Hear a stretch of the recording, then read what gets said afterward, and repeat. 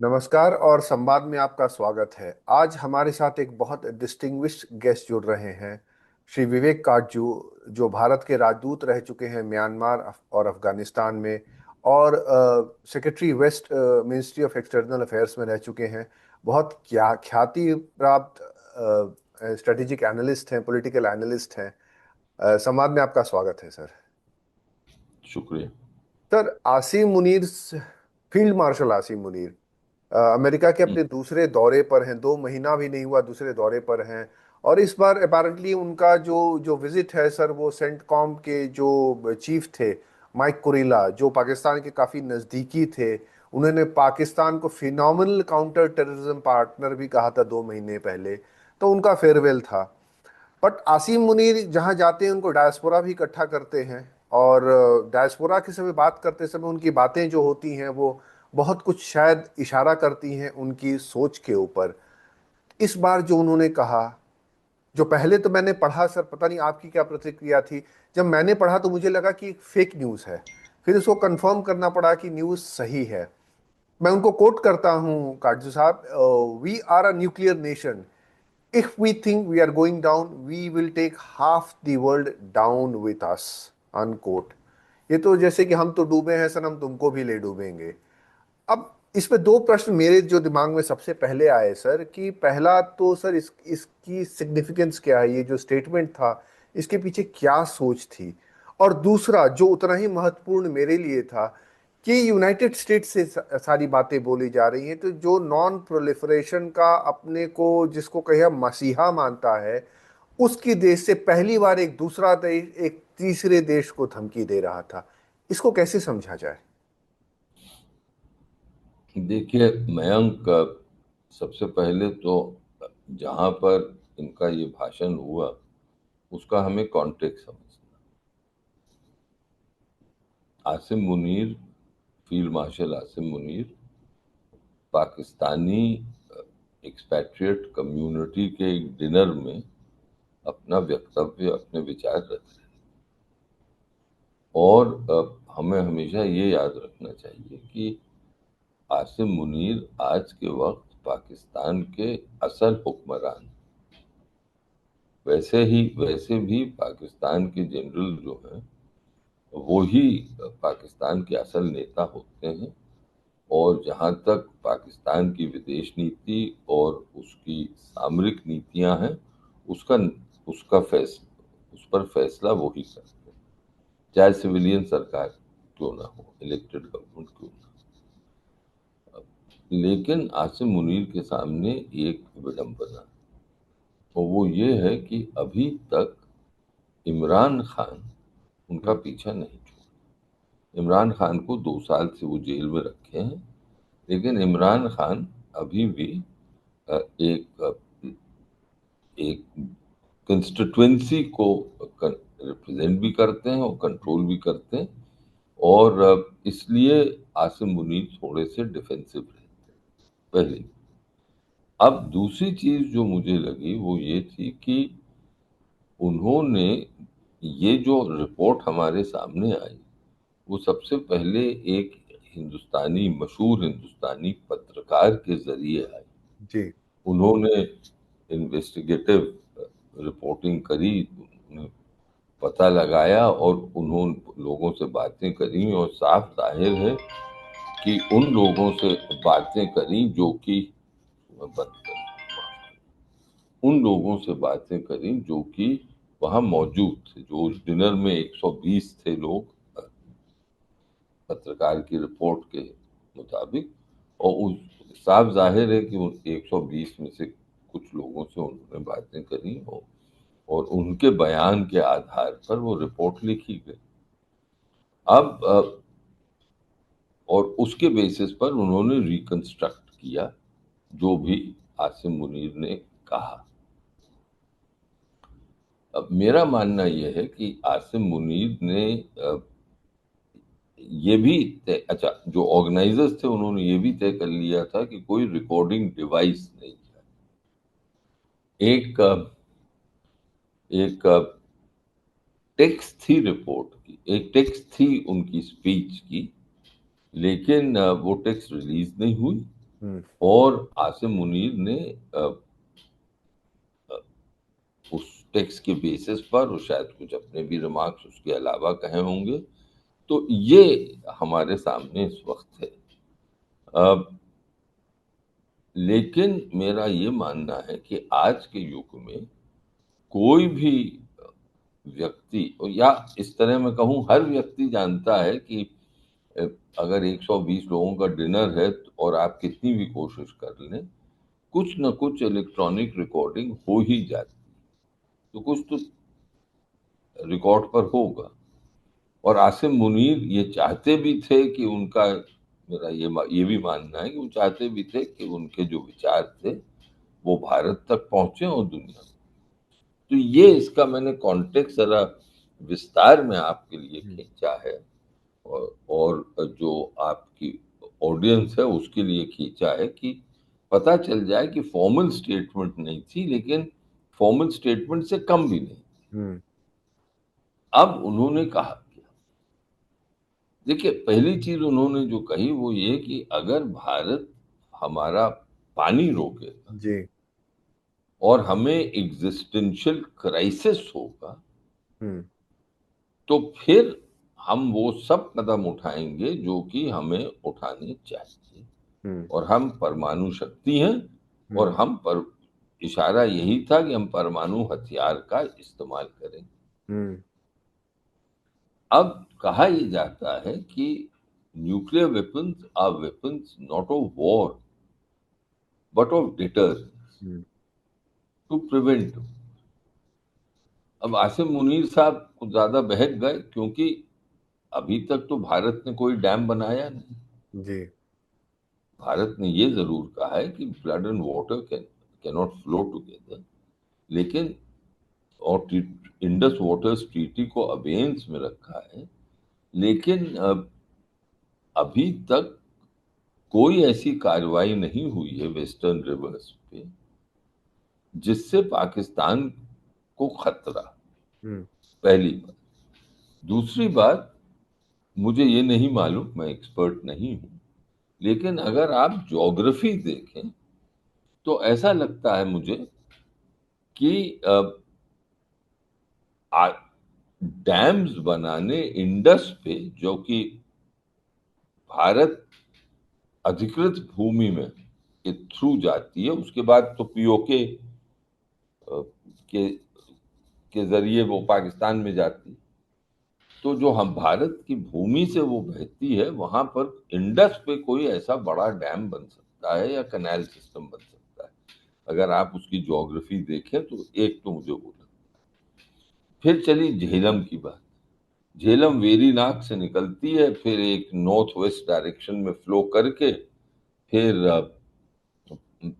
जाती है मुजफ्फराबाद के बाद, वो फिर सदर्न पंजाब में सीधे साउथ जाती है। तो भारत कश्मीर में भी शायद ही कोई ऐसा इलाका होगा जहां बहुत बड़ा डैम बन सके। छोटे छोटे डैम बन सकते हैं पानी का, उसके जरिए भी पानी को रोका जा सकता है, लेकिन अभी तो कोई ऐसी कार्रवाई नहीं। हम्म।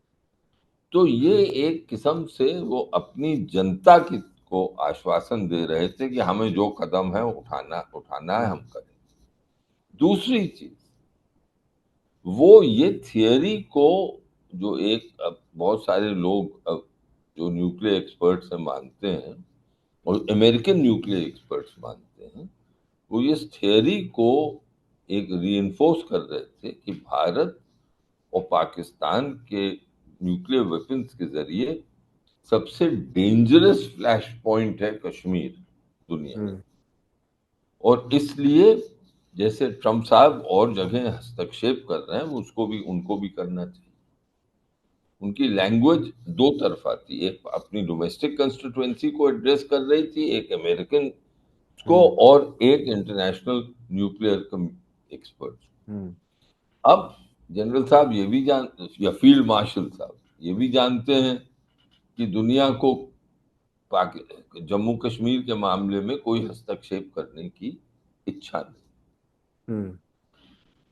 हो सकता है कि उनकी मन में मंशा है कि ट्रम्प की तारीफ बहुत की। उन्होंने एक बार बार ये कहा कि ट्रम्प जो कह रहे हैं कि उन्होंने मध्यस्थता की ऑपरेशन सिंदूर के दौरान, और उन्होंने ही पाकिस्तान की सरकार को, मुझे लगता है, मोटिवेट किया होगा जनरल फील्ड मार्शल साहब ने कि ट्रम्प को नोबेल पीस प्राइज के लिए नॉमिनेट करो। तो ट्रम्प साहब से शायद कुछ एक मन में उनकी इच्छा है कि ट्रम्प साहब को कहें कि भारत, जैसे आप रूस और यूक्रेन के में, गाजा में, वैसे किसी तरह आप इंटरसीड करिए इंडिया पाकिस्तान के मामलों में, और खास तौर से जे.एन.के के मामले में। उन्होंने कहा नहीं, लेकिन मन में शायद हो सकती है इच्छा।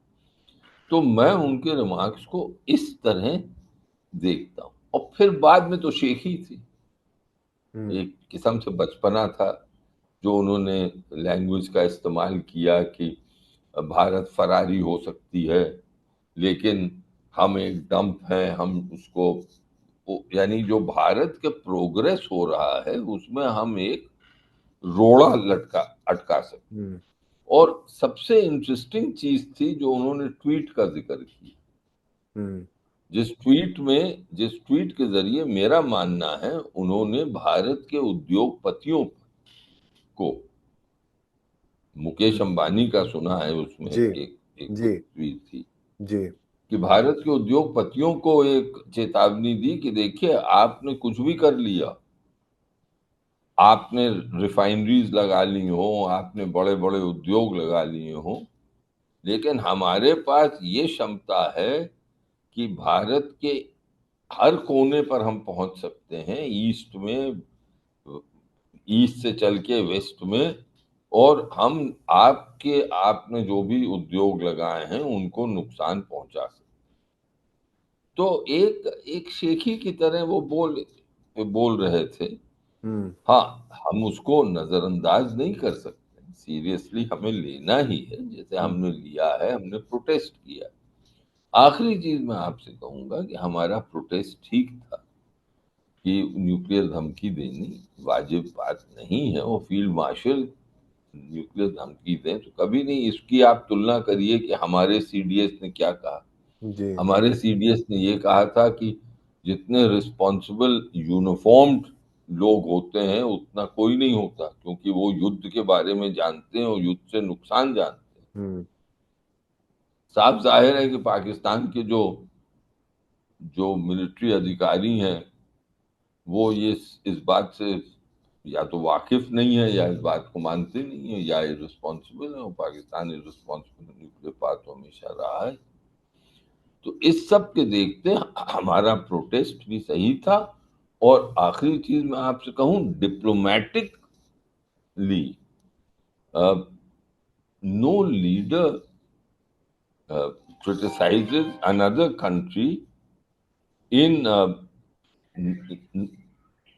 no leader criticizes one country in a third country. Hmm. It is against diplomatic practice. Sir And I feel we should protest to the US State Department and say that this was not proper. Sir मैं उसी बात पे आ रहा था कि king John उन जो north Korea से, वो उनके भी सेबर रेटलिंग काफी थी न्यूक्लियर को लेकर के, न्यूक्लियर वेपन्स के यूज के लेके, जो आजकल थोड़े टोन डाउन हो गए हैं। बल्कि आज की तारीख में तो मुनीर ज्यादा न्यूक्लियर वेपन्स और उसके यूज की बात करते हैं compare to Kim Jong Un. Iran पे एक बहुत बड़ा कारण, ईरान की न्यूक्लियर पॉलिसी की, न्यूक्लियर वेपन्स बना रहा है, न्यूक्लियर वेपन्स बनाएगा तो दुनिया अस्थिर हो जाएगी, दुनिया अनसेफ हो जाएगी। और पाकिस्तान का सबसे प्रमुख आदमी, सर राजनीतिज्ञ तो वहाँ कुछ होते नहीं आर्मी वालों के सामने, वो यूएस सॉइल पे खड़ा होकर के एक ओपन थ्रेट देता है एक दूसरे सॉवरेन देश को, और यूएस एडमिनिस्ट्रेशन टोटल साइलेंस, बिल्कुल निशब्द है। इसको कैसे समझा जाए? But US administration is reverting back to its old position between India and Pakistan. ये हम ही भ्रम में थे। मुझे लोग क्षमा करेंगे साफ साफ कहने में कि हम ही भ्रम में थे। कि ट्रंप साहब और मोदी साहब में बहुत मित्रता है, तो इसलिए जो यूएस है वो अपनी नीतियां बदल रहा है। हम्म। मयंक, इंटरनेशनल रिलेशंस, और आप तो इसके माहिर खुद, इंटरनेशनल रिलेशंस तो इंटरेस्ट पे चलते, नॉट ऑन पर्सनल फ्रेंडशिप्स। तो if we were deluding ourselves, should we blame anyone else? नहीं सर, ऐसे क्या इंटरेस्ट है पाकिस्तान में सर यूएस के, जो पिछले अस्सी यूएस के साल में पूरे आपने हम पूरे तो नहीं हुए पर है वहां पे जरूर। नहीं, उनके इंटरेस्ट क्या है? देखिए, पहला इंटरेस्ट तो ये है कि they can not abandon Pakistan entirely to China. हमारी तुलना में पाकिस्तान छोटा देश है, जी। लेकिन अगर आप ऑब्जेक्टिवली देखिए तो Pakistan is a big country. Hmm. It has उसके 24-25 करोड़ आबादी है, बहुत बड़ी भूमि क्षेत्र है, resources, hmm. And traditionally China and America both have been involved in Pakistan, sometimes in cooperation, sometimes in conflict. अब आखिरी 3-4 साल में अमेरिकन बहुत रुष्ट थे, क्योंकि पाकिस्तान ने एक एक यानी डुप्लिकेटस रोल प्ले किया था in the context of Afghanistan. Hmm. अब वो दौर बीत गया। एक और रिपोर्ट जो कि हमारे लोगों ने नहीं देखी, और इस पर मैंने लिखा भी है, एक आर्टिकल में इस पर मैंने लिखा था, जो हमने शायद नहीं देखी गौर से, वो ये थी कि 25 जुलाई को जब पाकिस्तान के विदेश मंत्री, जो प्रधानमंत्री भी हैं, शाखदर, उनकी meeting secretary of state Marco Rubio से हुई वॉशिंगटन में, तो उसके बाद जो स्टेट डिपार्टमेंट का बयान आया, उसमें उन्होंने पाकिस्तान को थैंक किया for helping in mediating conversations between America and Iran. Hmm. तो जितना भी हुआ है, बॉम्बिंग हुई है, इसराइल ने की है, अमेरिका ने की है, America still wants to do business with Iran. Business in the sense, have a modus, try to reach a modus vivendi with Iran. Now, the reason for that too is obvious, Mayank. They don't Iran, they don't want to leave Iran entirely within the sphere of the Russians and the Chinese, more the Chinese than the Russians. So hmm. they want someone, they want a conduit, and Pakistan is playing that role. It is in black and white. आप खुद access करिए। हम्म। हमारे लोगों ने उसको उस पर इतना गौर नहीं किया, हमारे स्ट्रेटेजिक एनालिस्ट ने। आज 15 दिन से ज्यादा हो गए, मैंने तो उस पर लिखा था, मैंने कहा ये देख लीजिए, ये इस वक्त ये है। तो therefore Pakistan is performing a role for the Trump administration. And lastly, I think Trump is takes things very personally. He is a man with a great deal of ego. And he has said 40 times that he was responsible for ending a potential nuclear war. We have rejected that incorrectly. Pakistan is endorsed. So इसको भी तो देखना है। Sir तो इसको हम कैसे समझने का प्रयास करें सर, कि एक एक भारत जैसा देश है सर, जो साइज हो, इकोनॉमी हो, बाकी इंटेलेक्चुअल टैलेंट्स हो सर, पाकिस्तान 1970 में भी सर कहानी के करीब करीब बाहर हो चुका था अमेरिका की सर। फिर वो चाइना से मध्यस्थता करने के लिए उसका उपयोग किया गया। फिर अफगानिस्तान वॉर हुआ, वहां उसका उपयोग किया गया। उसके पहले सर आप बेहतर जानते हैं, जो 50 और 60 के दशक में इस्लामिक वर्ल्ड को रीच आउट करने के लिए उसका काम हो रहा था यूज। और कहा जा रहा था कम्युनिज्म के खिलाफ एक बुलवर्क का काम करेगा।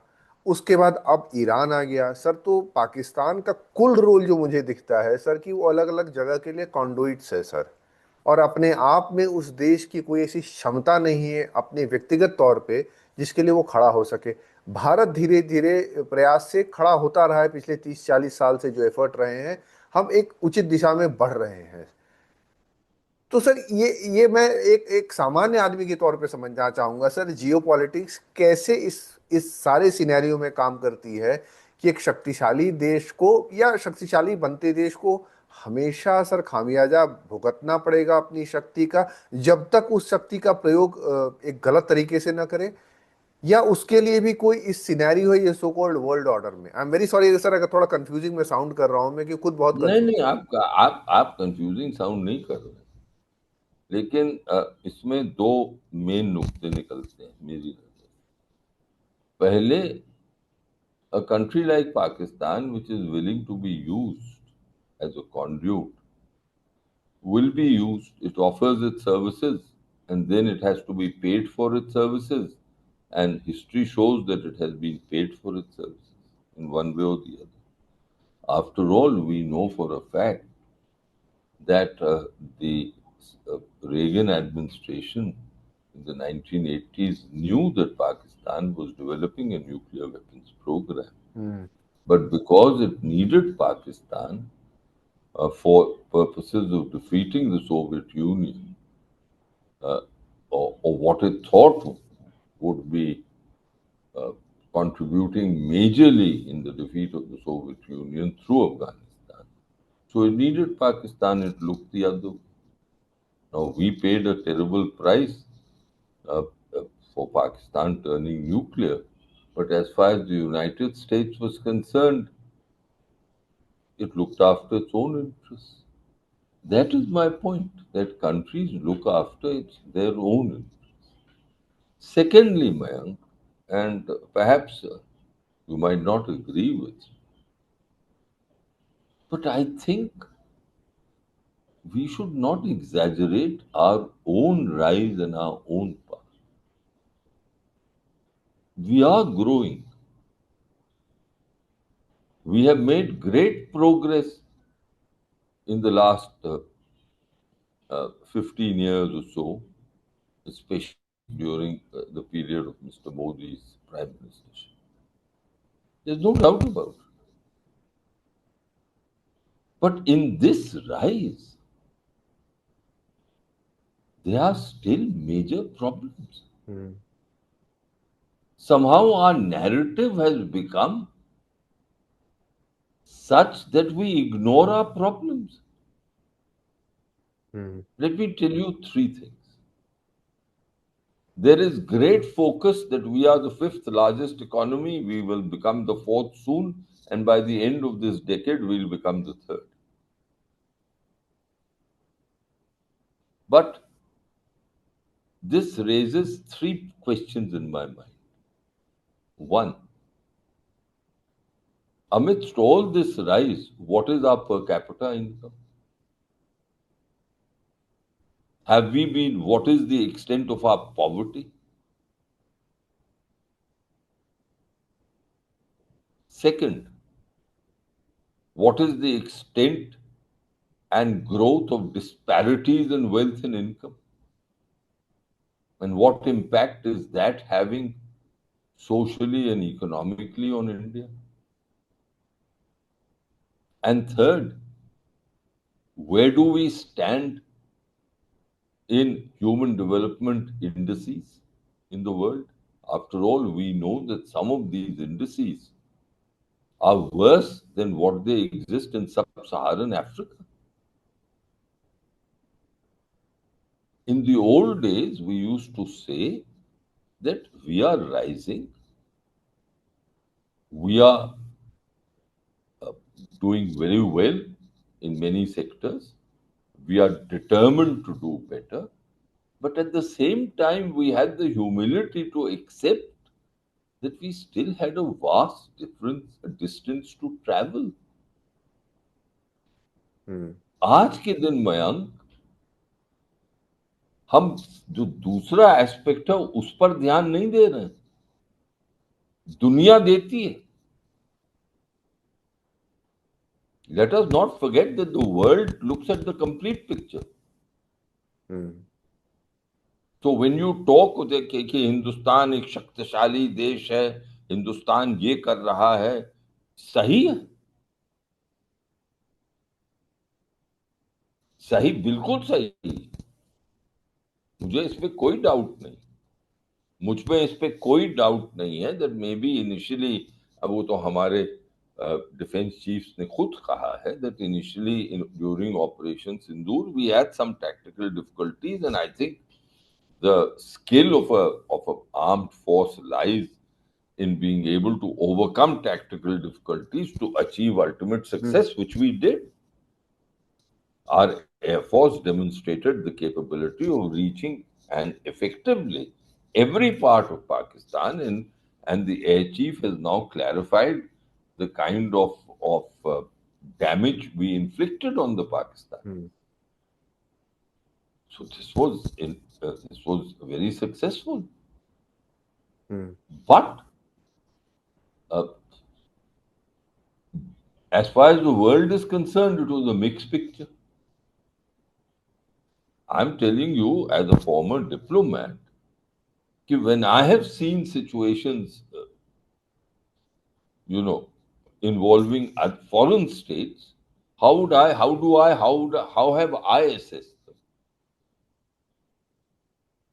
You see, तो मैं ये कोशिश कर रहा हूं कहने की कि इस वक्त हमें अपनी situation, we should look at it holistically, and ultimately I'm convinced that India will achieve its greatness as it is destined to do. But that in in the international relations sphere, it is not an objective criteria.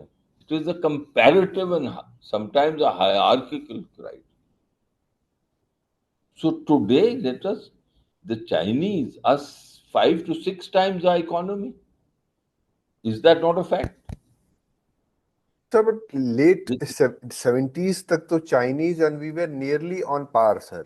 उन्होंने एक course लिया। मैं sir एक दूसरा पक्ष रख रहा हूँ आपके सामने, और अपनी जो भी मेरी सीमित ज्ञान है उसके जरिए सर, कि 1970 के अंत के दशक के अंत की तरफ हिंदुस्तान और चीन की अर्थव्यवस्था करीब करीब बराबर थी सर। चाइना ने फिर ब्रेक थ्रू किया डंग जियाओपिंग के आने के बाद, जो कि एक बहुत रिमार्केबल ब्रेक थ्रू है सर। पर भारत को अगर देखा जाए सर, भारत के साथ ये पाकिस्तान नाम का जो एक हमारे, अगर विक्रम और वेताल की कहानी से तुलना की जाए, एक वेताल तुला हुआ है सर। जितने रिसोर्सेज भारत को अपनी सीमा की सुरक्षा में डाइवर्ट करने पड़े हैं शुरुआत से, चाहे चीन 62 में रहा हो, पाकिस्तान तो शुरुआत से ही था सर, वो तो किसी देश को नहीं करने पड़ते सर। हम तो लाइव फॉल्ट लाइंस पे जी रहे हैं, एक तरह से कहा जाए अपना अस्तित्व बचा रहे हैं। तो इनका असर क्या सर हमारी अर्थव्यवस्था पे या हमारी ग्रोथ पे नहीं पड़ता है? चाइना पे तो ऐसा प्रभाव पड़ा नहीं सर। चाइना तो hide your strength and wide your time करके सर, वो चीन अमेरिका से कॉपीराइट आईपीआर सर, वो अपने आप में एक स्टोरी है सर, कैसे चोरी हुई और कैसी ग्रोथ हुई। आज भी चाइना के पास समस्याएं हैं सर, डेमोग्राफी की समस्या हो, इकोनॉमी की समस्या हो सर, रूरल और अर्बन डिवाइड की समस्या हो सर, काफी गंभीर समस्याएं हैं। तो भारत के प्रति सर ऐसा एक जो दुनिया में अगर हो सर, मैं अपनी बात नहीं कर रहा हूं सर, कि भारत को ऑब्जेक्टिवली क्यों नहीं देखा जाता है फिर? ऑब्जेक्टिवली क्यों, क्या देखा जाए? सर जैसे कि सर प्रॉब्लम्स तो हर आप देश में है सर। नहीं नहीं, ऑब्जेक्टिवली अल्टीमेटली तो ये देखा जाता है ना कि China is 6 times India size, definitely sir and China's rise is more rapid, sir पर and चाइना का, that China, सर मेरा नहीं, कहना है जो अब फॉल्ट लाइंस थी सर, वो तो चाइना को कभी ऑफर नहीं हुई सर। उनके इर्द so गिर्द the तो world fault is lines not नहीं थी sir. the world is not concerned with fault lines. They say, why weren't you successful in addressing your fault lines? They जी। don't look at the reasons. Ji.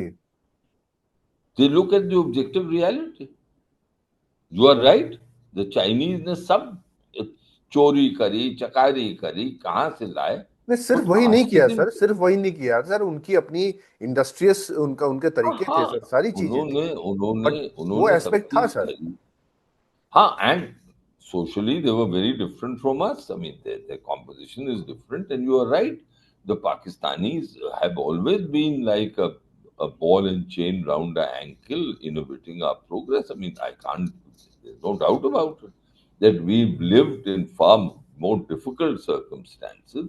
Sir जैसे We've अब gone sir through हम अभी का 25 ले लें years sir, of I am terror. Sorry to interrupt you sir, अभी का ले लें, जो भी जितनी भी ग्रोथ हो रही है सर, एक अमेरिका से हमारा कहीं ना कहीं सर एक पार्टनरशिप ग्रो कर रही थी, जिसका एक बेस इकोनॉमी था, एक बेस स्ट्रैटेजी था, एक बेस अमेरिका की तरफ से इंडो पैसिफिक था।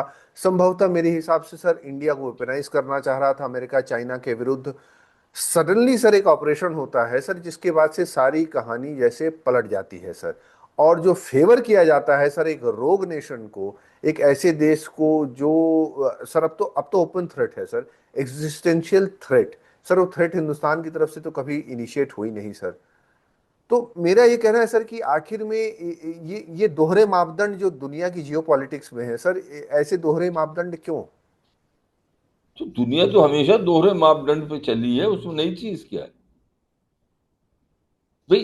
International relations is not a morality play, it is not a game of fairness and justice, it is a game of raw and naked power and the pursuit of cold pursuit of interest.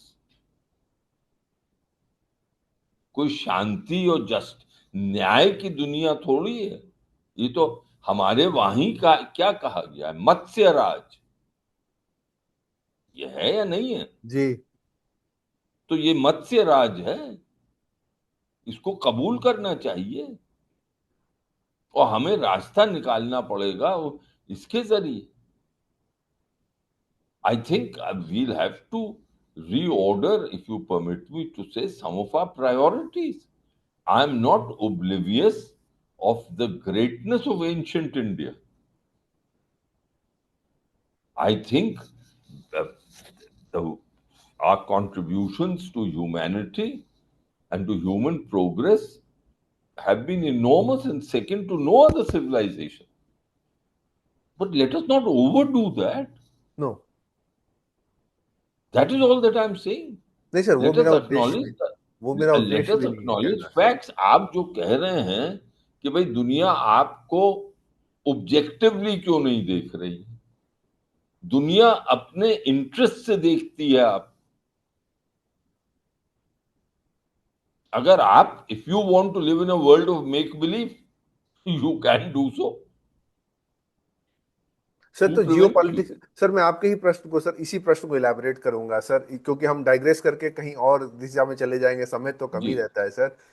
Indian interest इस समय जियो politics में sir, हमें क्या करना चाहिए sir अपने को? Ultimate जी। Ultimately you have to rely on your own strength. You have to determine your own national priorities. Hmm. And in my view, people may disagree with me. In my view, our first priority is, and Modi ji is right in saying that we must become a manufacturing nation, an authentic manufacturing nation.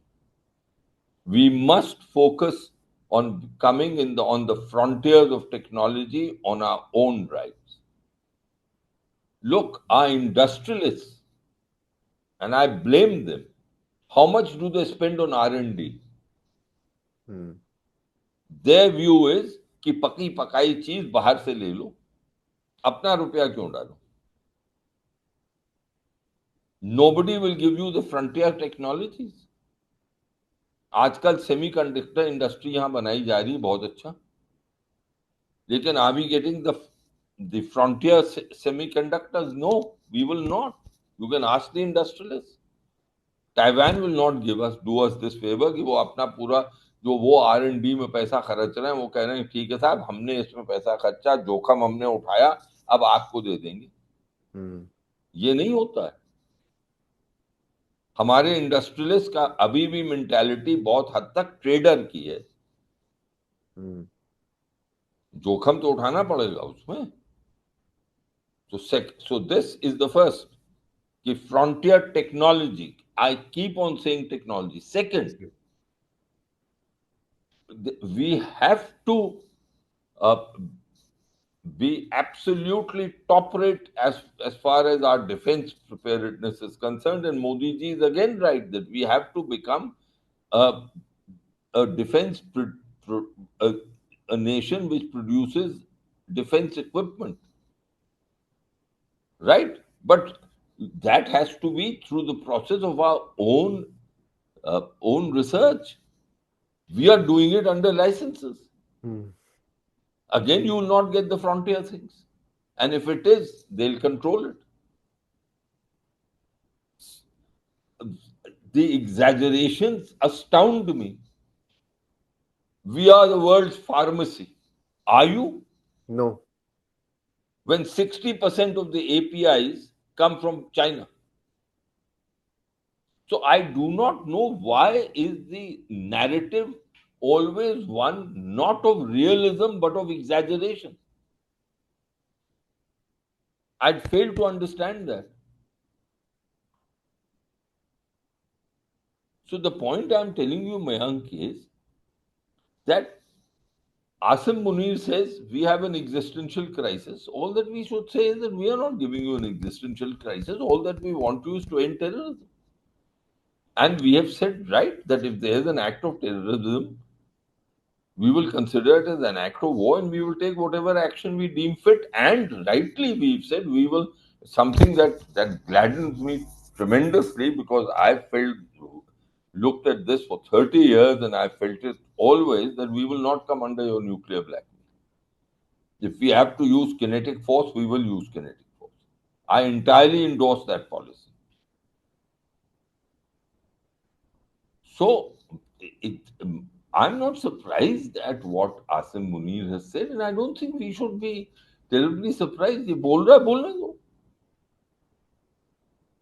Let's not pay too much attention to this field marshal. We should tell the Americans that look, he's broken diplomatic, as you to use your word, etiquette and diplomatic norms, and please pull him up and leave it at. But But that sir, we must. we need to be vigilant, sir, because Pahalgam के पहले भी sir he There spoke on the is. same lines. देखिए, पहलगाम के पहले उन्होंने साफ कर दिया था कि जाफर एक्सप्रेस अटैक का हम बदला लेंगे. It was not Munir statement. Hmm it was, I wrote on this, you can check. नहीं मैंने आई पढ़ा वॉज है द सर फर्स्ट उसको वन टू मैंने राइट पढ़ा है on the 21st of March. Oh, sorry, 21st of March. That's right. A month before Pahalgam. That the chances are that they will undertake a terrorist action. Munir spoke later about, whatever he did, Hindus and two nation theory. The fellow said something which no earlier army chief had done. So it shows his mentality, and we're dealing with some kind of a fanatic, and we've got to जी sir prepare ourselves for dealing with him. So all in all, I think we must be balanced, and we must realize, my last point, we must realize today that America is now again indicating very clearly that to the west of India, it will rely more on Pakistan. The outgoing CENTCOM chief's statement that you mentioned about Pakistani, the phenomenal cooperation, and what did he say? Phenomenal cooperation in the context of ISIS Khorasan. जी He said that. Huh? Sir अब So time बिल्कुल समाप्त हो गया है sir but एक last जी sir one say, and they are leaving Asia, Indo-Pacific. They think we have a role. Sir उस पर हम फिर चर्चा करेंगे सर आपके आकर के क्योंकि उस पर मेरा एक और व्यू है सर उस पर फिर कभी आपसे समय लेके चर्चा करेंगे सर अवश्य जरूर बहुत बहुत जरूर. धन्यवाद सर बहुत बहुत धन्यवाद Thank you. Thank you.